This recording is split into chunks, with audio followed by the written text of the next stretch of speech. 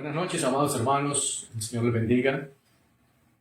En esta noche vamos con ese cierre de este hermoso estudio sobre el libro de Apocalipsis.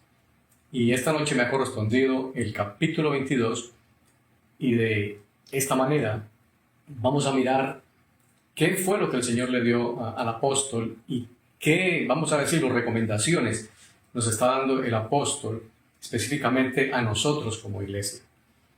Y comencemos entonces este último capítulo y vamos a leer la palabra y nos dice: después me mostró un río limpio de agua de vida, resplandeciente como cristal, que salía del trono de Dios y del Cordero. En medio de la calle de la ciudad y a uno y a otro lado del río estaba el árbol de la vida, que produce 12 frutos, dando cada mes su fruto. Y las hojas del árbol eran para la sanidad de las naciones. Y no habrá más maldición, y el trono de Dios y del Cordero estará en ella. Y sus siervos le servirán, y verán su rostro, y su nombre estará en sus frentes. No habrá allí más noche, y no tienen necesidad de luz de lámpara, ni de la luz del sol, porque Dios el Señor los iluminará, y reinarán por los siglos de los siglos. Y me dijo: estas palabras son fieles y verdaderas. Y el Señor, el Dios de los espíritus de los profetas, ha enviado su ángel para mostrar a sus siervos las cosas que deben suceder pronto. Lo que podemos encontrar en este último capítulo es la continuidad del relato que hace Juan, desde el capítulo 20, donde nos hace una descripción de la Nueva Jerusalén, por un lado, y la descripción de lo que observó en lo referente al reino milenial. Apocalipsis 22 es un resumen de Ezequiel 47, versículos 1 a 12, en donde allí encontramos lo que habla la palabra sobre las aguas salutíferas, que también se refiere a la era del reino en Israel, o la séptima dispensación, la que llamamos la dispensación del reino milenial de Cristo, que durará 1000 años, mientras Cristo mismo será el que gobierne sobre la tierra. Este reino cumplirá la profecía para la nación judía, de que Cristo regresará y será su rey. Si ustedes, amados, analizan por un momento esta parte que tiene que ver del estudio, y específicamente en estos versículos, aquí nos está mostrando que no hay ninguna necesidad, ni tampoco un propósito para que haya un río de vida en la Nueva Jerusalén, siendo que la Nueva Jerusalén es el lugar exclusivo de la iglesia redimida. Tampoco allí habrá más enfermedad, ni muerte, ni ninguna necesidad para la sanidad. Como tampoco habrá nadie presente de las naciones. Es lo que me dice Apocalipsis 21-27. No entrará en ella ninguna cosa inmunda o que hace abominación. Eso me está hablando aquí, y voy a explicar de la siguiente manera. No estoy queriendo decir, ni mucho menos lo que Juan nos está diciendo, que lo que se está presentando inicialmente en el capítulo 22 tiene que ver con lo que se va a dar dentro de la Gran Jerusalén, la Nueva Jerusalén. Simplemente Juan está dándonos una continuidad del relato que el Señor le está permitiendo observar respecto a lo que es el reino milenial. Entonces, vamos a decirlo, suena como una contradicción. O sea, es imposible que ya en el nuevo reino, donde estará el Señor Jesucristo con su iglesia, con el pueblo de Israel, los que volvieron sus ojos al Mesías, y los que fueron salvos de las naciones, tengan necesidad de medicina, tengan necesidad de que sus, vamos a decirlo y repetirlo, y suena redundante, de que sus necesidades físicas sean solucionadas. ¿Por qué? Porque recordemos que la iglesia a la que fue raptada, el apóstol Pablo no lo está diciendo, dice que seremos transformados. Por consiguiente, si somos transformados, ese cuerpo transformado ya no va a tener hambre, ya no va a tener sueño, ya no va a tener dolor. Por eso, en el capítulo 21 me está diciendo que ya no habrá más dolor, ni muerte, ni llanto. Entonces aquí el apóstol me está nuevamente como reafirmando, recalcando lo que el Señor está permitiendo ver y recordar de lo que va a suceder en el reino milenial aquí en la tierra. Entonces, por eso vuelvo y recalco, tampoco allí habrá más enfermedad, ni muerte, ni ninguna necesidad para la sanidad. Como tampoco habrá nadie presente de las naciones. ¿Por qué? Porque allí no entrará nada inmundo, ni abominable, ni a nadie que hable mentira, sino solamente los que están inscritos en el libro de la vida del Cordero.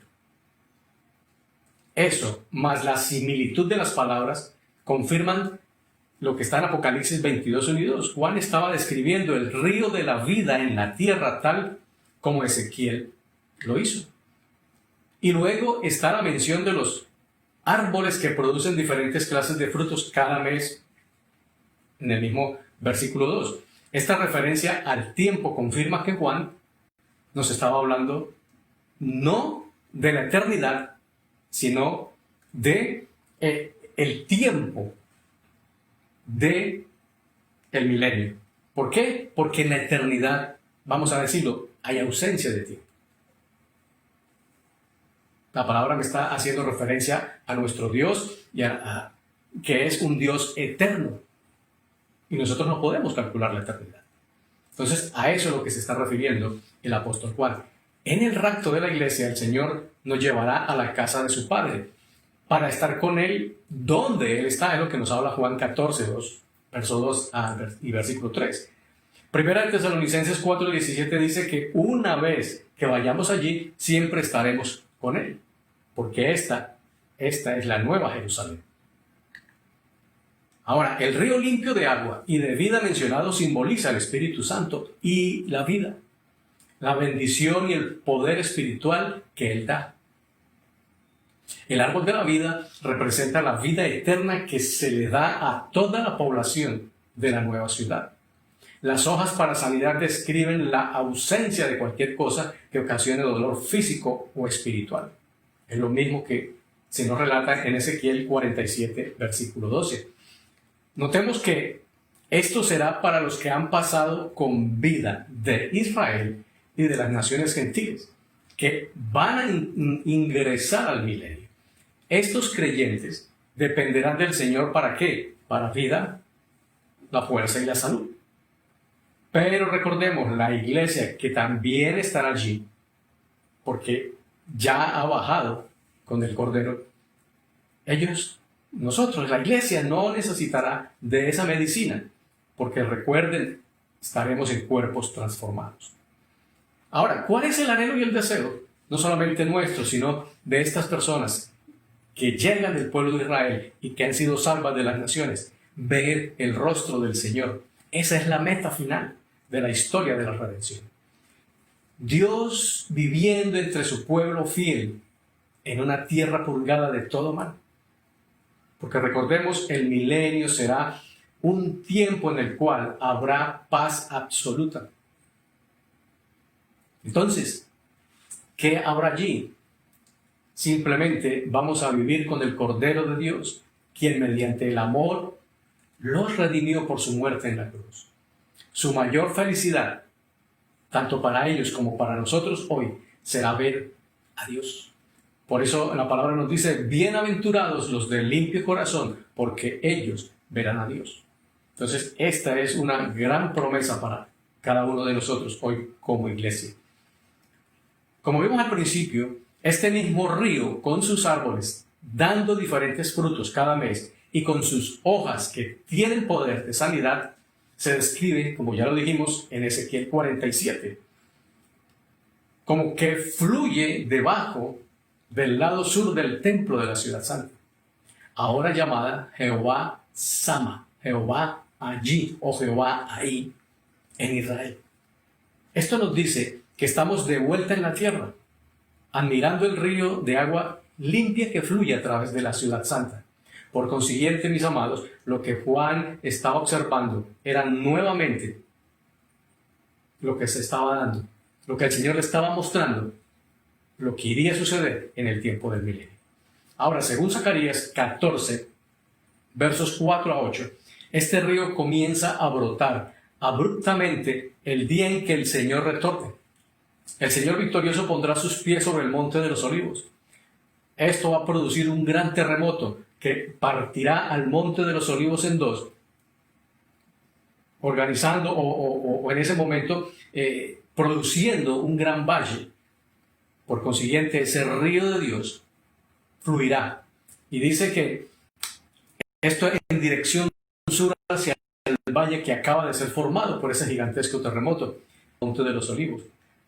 Ahora, una llena completamente ese valle, fluyendo hacia el mar Mediterráneo, en el oeste, y hacia el mar Muerto.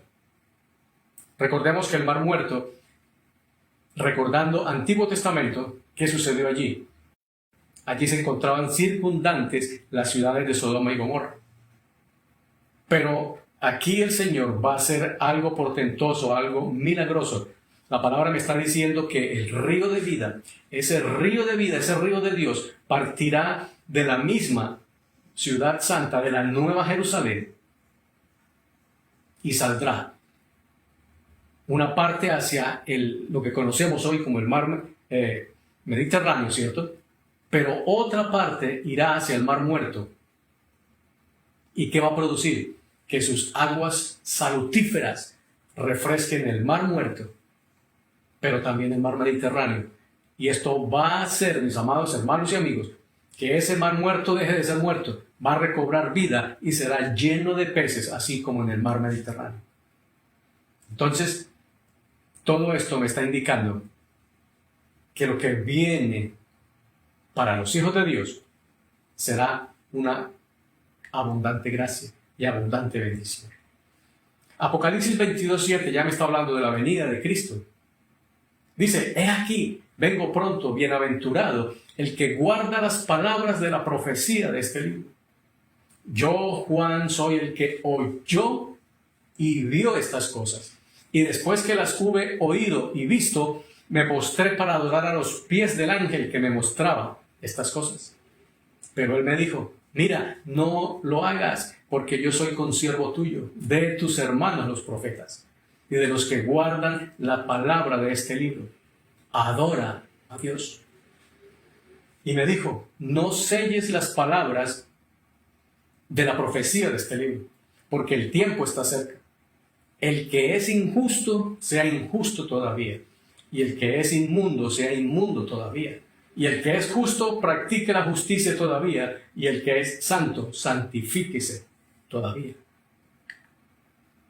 La frase no selles las palabras de esta profecía significa que debe proclamarse el mensaje y la profecía del libro a todos los creyentes y a todas las iglesias. Esto también nos lo está diciendo en Daniel 12:4. Ahora, la frase, el que es injusto, sea injusto todavía, pudiera significar que continuarán en sus pecados todos los que rechacen la profecía de Juan. ¿Cómo así?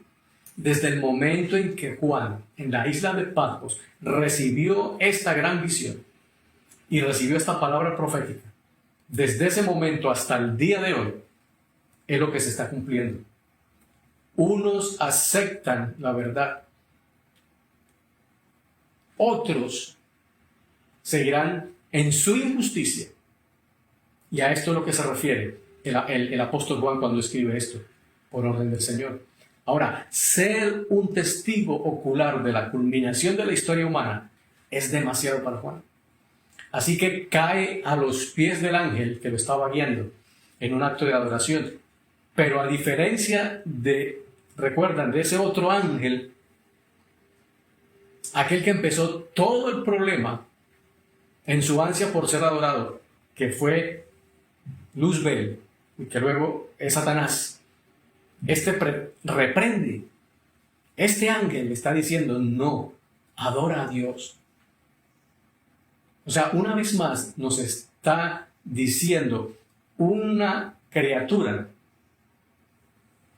en este caso un ángel, le está diciendo a Juan, no me adores. O sea que una vez más estamos recalcando con esto que eso que lastimosamente algunas sectas proclaman de la adoración a los ángeles es abominación a nuestro Dios. Entonces aquí nos está advirtiendo que solamente debe de ser adorado quien se lo merece. Y por eso el ángel le dice, adora a Dios. Pero aquí se le dice a Juan que no selle las palabras porque el tiempo está cerca. A través de toda la era de la iglesia, las profecías de Dios sobre los días finales de la tierra están disponibles para que todas las personas las puedan leer. Todas aquellas personas que han estado tan predispuestas podrán ignorarlas y continuar en desobediencia, y aquellas personas que las han leído y aplicado pueden hacer lo bueno y ser santos. Pero el fin vendrá tal y como Juan lo vio, sin tener en cuenta la respuesta de las personas. Por eso hoy en día el auge, el aumento de la apostasía, el auge, el aumento del pecado. Porque esto es bíblico, mis amados hermanos. O sea, estamos en los albores de que aparezca el anticristo. Y entonces ese espíritu ya está empezando a moverse de tal manera que en estos últimos tiempos el auge es aún mayor. Apocalipsis 22:12 me dice, he aquí yo vengo pronto y mi galardón conmigo, para recompensar a cada uno según sea su obra. Yo soy el alfa y el omega, el principio y el fin, el primero y el último. Para los griegos, el Señor Jesús, Él es el alfa y el omega, o sea, el Cristo. Para los hebreos, Él es Aleph y Tau, el Mesías, principio y fin, o como lo tenemos en nuestro alfabeto, A y Z. Por consiguiente, el Señor está hablando a su iglesia, está hablando a la humanidad y nos está recordando, yo soy el principio y el fin. Apocalipsis 22:14 me dice, bienaventurados los que lavan sus ropas para tener derecho al árbol de la vida y para entrar por las puertas en la ciudad. Mas los perros estarán fuera, y los hechiceros, los fornicarios, los homicidas, los idólatras, y todo aquel que ama y hace mentira. Yo, Jesús, he enviado mi ángel para daros testimonio de estas cosas en las iglesias. Yo soy la raíz y el linaje de David, la estrella resplandeciente de la mañana. Apocalipsis 22:15. Cuando allí se refiere, mas los perros estarán fuera, es recordar, amados hermanos, que para el pueblo de Israel o para los judíos, en el tiempo bíblico, los perros, al igual que los cerdos, eran considerados animales impuros. Entonces, el apóstol está encerrando prácticamente en una palabra figurativa, como perros, a los impuros, a los que están en pecado. Y por eso comienza la lista y dice, y los hechiceros, los fornicarios, los homicidas, los idólatras y todo aquel que ama y hace mentira. Notemos algo bien interesante en los últimos 2 capítulos del libro. Porque la palabra que más se enfoca aquí es el tema de la mentira. Ahora, se menciona 3 veces a los que viven en la falsedad. Todos los mentirosos tendrán su parte en el lago que arde con fuego y azufre. Apocalipsis 21:8. Los que hacen abominación y mentira no entrarán en la ciudad eterna de Dios. Apocalipsis 21:27. Y tercero, los que aman y practican la mentira, la falsedad, quedarán fuera del reino eterno de Dios. Apocalipsis 22:15. ¿Qué nos está diciendo esto? La mentira es el último pecado condenado en la Biblia. ¿Saben por qué? porque fue la mentira la que ocasionó la caída de la humanidad en Edén. Estas solemnes palabras deben servir de advertencia a todos los creyentes que piensan que Dios tolera la mentira y el engaño. Es triste encontrar cómo en nuestro medio, en nuestras congregaciones, aún estemos luchando, aún entre nosotros mismos, estemos luchando con este flagelo de la mentira. O sea, se hace tan fácil, tan sencillo, tan natural mentir. Pero aquí el Señor está diciendo que ese último pecado será castigado. Entonces nos está diciendo el apóstol, en otras palabras, pilas. Arreglémonos en esto. Pero Apocalipsis también sigue hablando y dice que en el verso 14 del capítulo 22 se encuentra la última de las 7 bendiciones de Apocalipsis. Las otras 6 las encontramos, por ejemplo, en Apocalipsis 1, 3, 14, 13, 16, 15, 19, 9, 26 y 22, 7. La última vez se nos recuerda que mientras que nosotros no somos judíos, Jesucristo, que vino a los judíos, a lo suyo vino y los suyos no lo recibieron, Él es a quien adoramos, ¿cierto? La frase la raíz y el linaje de David nos recuerda la profecía mesiánica de Isaías 11, 1 a 3, cuando nos dice, saldrá una vara del tronco de Isaí, y un vástago retoñará de sus raíces, y reposará sobre él el espíritu de Jehová, el espíritu de sabiduría y de inteligencia, espíritu de consejo y de poder, espíritu de conocimiento y de temor de Jehová. Y le hará entender, diligente en el temor de Jehová, no juzgará según la vista de sus ojos, ni arguirá por lo que oiga en sus oídos. Apocalipsis 22, 17 me dice, y el espíritu y la esposa dicen, ven. Y el que oye diga, ven. Y el que tiene sed, venga, y el que quiera, tome del agua de la vida gratuitamente. La última mención del Espíritu Santo en la Biblia lo muestra inspirando a la esposa, o sea, a la iglesia, para que invite a todo el que quiera la salvación a ir a Cristo. La iglesia tiene ahora el poder del Espíritu para llevar a cabo la evangelización del mundo. Es la iglesia la que tiene el ministerio de la reconciliación, es decir, el encargo de reconciliar al hombre con Dios. Segunda de Corintios 5, 18 me dice, todo esto proviene de Dios, quien nos reconcilió consigo mismo por Cristo y nos dio el ministerio de la reconciliación. Que Dios estaba en Cristo reconciliando consigo al mundo, no tomándoles en cuenta a los hombres sus pecados, y nos encargó a nosotros la palabra de la reconciliación. Apocalipsis 22, 18 me dice, yo testifico a todo aquel que oye las palabras de la profecía de este libro. Si alguno añadiere a estas cosas, Dios traerá sobre él las plagas que están escritas en este libro. Y si alguno quitare de las palabras del libro de esta profecía, Dios quitará su parte del libro de la vida y de la santa ciudad y de las cosas que están escritas en este libro.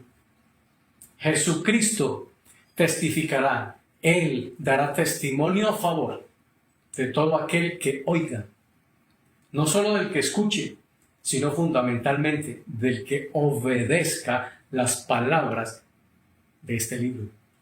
Y estamos hablando de lo que Juan estaba escribiendo, Apocalipsis. En concordancia con Deuteronomio 4:2, donde nos dice, no añadiréis a la palabra que yo os mando, ni disminuiréis de ella, para que guardéis los mandamientos de Jehová vuestro Dios, que yo os ordené. El Señor también, estamos hablando de Deuteronomio capítulo 5, verso 1, dice, oye Israel, pero también nos está hablando a nosotros como iglesia, oye iglesia, estas palabras que hoy estoy pronunciando delante de vosotros, las vas a escuchar, las vas a guardar en tu corazón para ponerlas por obra. Y eso es lo que el Señor está anhelando y deseando de todo hombre y de toda mujer, que llegue al conocimiento pleno de quién es Cristo. Obedecer, obediencia es lo que anhela y desea el Señor de su iglesia. Apocalipsis 22:20 le dice: el que da testimonio de estas cosas dice: ciertamente vengo en breve. Amén. Sí, ven, Señor Jesús. La gracia de nuestro Señor Jesucristo sea con todos vosotros. Amén. El libro de Apocalipsis comprende muchos eventos proféticos, pero el libro termina con el deseo de Juan del regreso de Jesús por su pueblo. Ya en ese momento el apóstol estaba queriendo que el rapto de la iglesia se diera. Si toda la creación gime hoy y sufre dolores de parto en su conjunto por la manifestación de los hijos de Dios, ¿cuánto más esos hijos de Dios? La naturaleza está gimiendo hoy, porque también anhela. Y hoy nosotros, yo sé que por toda esta situación que se está dando, estamos viendo que lo que la iglesia, muchos hermanos, anhelan y desean en sus oraciones: Señor, ven pronto. ¿Hasta cuándo, Señor, será todo esto? Pero déjenme decirle, como iglesia necesitamos cumplir ese mandato que el Señor está dándonos a cada uno de nosotros, porque Él nos ha dado el ministerio de la reconciliación, sino que todos procedan al arrepentimiento. Al final de este libro está la confesión de que la respuesta a los problemas de la vida no están en la habilidad del hombre de crear un mundo mejor, sino en el retorno de aquel cuyo poder soberano controla el curso de los asuntos humanos. Iglesia, déjenme decirles algo. No es lo que nosotros, como solemos decir en cuanto a términos, la iglesia como tal no vino a solucionar problemas seculares, ni es meternos en cuestiones seculares. Lo que el Señor ha ordenado es que seamos lo que acabamos de decir hace unos instantes. El ministerio que Dios le ha dado a la iglesia es el ministerio de la reconciliación. Este mundo irá de mal en peor. Nunca será la política, jamás de los jamases, como se expresaba alguien aún hablando de términos políticos. A eso no ha llamado Dios a la iglesia. Y no quiero que me malinterprete. Porque Dios usará y seguirá usando hombres y mujeres de Dios para que estén en posiciones de eminencia. Pero el llamado de Dios a la iglesia hoy es al ministerio de la reconciliación. Y esto era lo que el Señor le estaba hablando al apóstol Juan en la isla de Patmos. Por consiguiente, el libro de Apocalipsis es un mensaje a nosotros como iglesia. Que el Señor nos ayude y que podamos esperar en nuestro amado Señor para que en su debido momento y en su debido tiempo podamos ser bendecidos y tomados en ese rapto. Que podamos entrar en esa nueva Jerusalén. Porque recordemos, después del rapto viene la entrega de galardones, las bodas del Cordero, pero todo esto será en esa nueva Jerusalén que descenderá del cielo, de acuerdo a lo que se vio en el capítulo 21 del libro de Apocalipsis. Mis amados, que el Señor les bendiga, pero que también el Señor nos ayude a ser fieles. Padre, te bendecimos en esta noche. Y gracias, Dios, por permitirnos realizar todo este hermoso estudio de tu palabra y específicamente de este libro de Apocalipsis, en donde hoy más que nunca sigues hablando a nuestros corazones y en donde estás pidiendo a cada uno de nosotros, a la iglesia, que podamos cumplir ese gran ministerio que tú has dado a la iglesia, el ministerio de la reconciliación.